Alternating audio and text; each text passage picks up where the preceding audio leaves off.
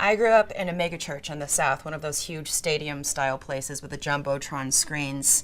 So when my dad's endodontist, stick with me, asked if I wanted to join him and a team of adults on a mission trip to Ethiopia, I said, yeah.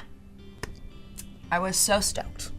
When we arrived at the airport, we were greeted by our translator and liaison, who was a local Addis woman named Donek.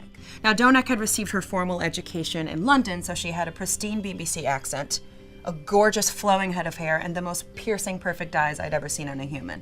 She went down the line of our team and hugged everyone, and when she got to me, she took my face in her hands and she said, "You're so small to be here, you're like a little bird." That night, the local church that had set up our trip sent us to an incredibly opulent dinner. They were like, well, you guys are American, you love excess. So we go, we're eating injera, it's delicious, and these women come out and perform this sort of erotic traditional Ethiopian dance. They have stabs, they're all beautiful, they're dancing.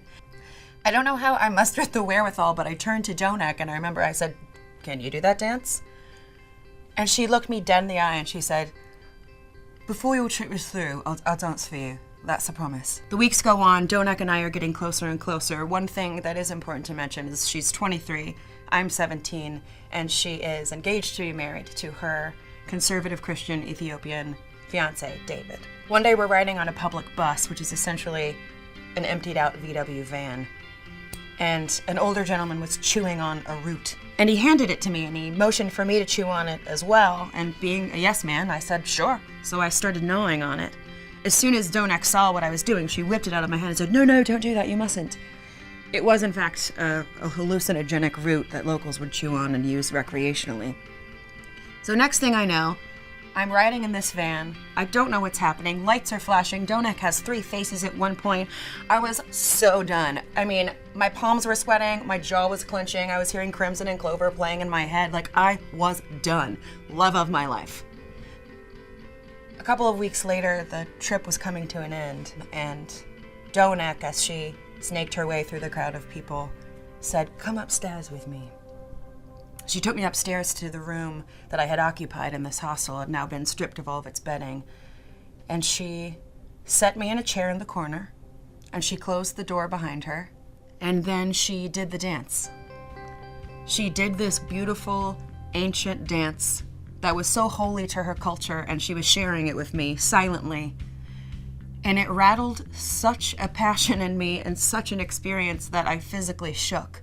I began crying, and I remember thinking, she's going to know that I love her. And in that moment, I had to face the thing that I had been running from for so many years, which was not just a crisis of faith or culture, it was the fact that I am gay. And that was a word I had not used consciously before that moment.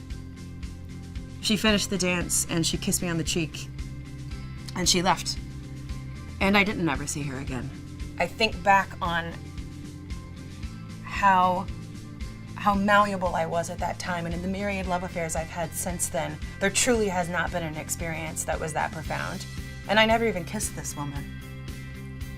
I heard years later that Donek had married David, and she has a couple of kids.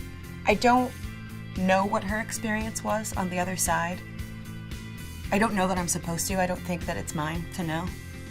But what I do know is that she and I existed in a sort of holiness together for that brief time.